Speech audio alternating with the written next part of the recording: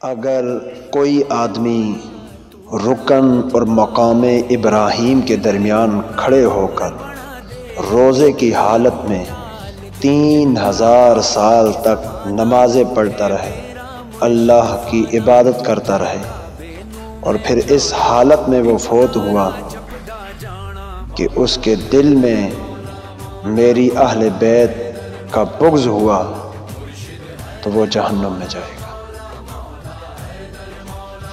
رسول اکرم صلی اللہ علیہ وآلہ وسلم نے فرمایا، اے علی، جو مجھ سے جدا ہوا وہ خدا سے جدا ہوا، اور جو تجھ سے جدا ہوا وہ مجھ سے جدا ہوا۔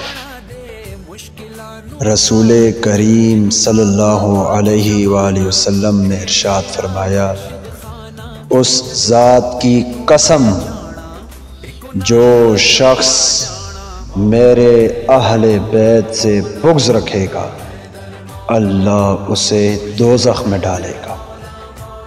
یاد رکھیں، جس طرح نماز، روزہ، حج، زکوٰۃ یہ فرض ہے، آل محمد کی محبت بھی فرض ہے۔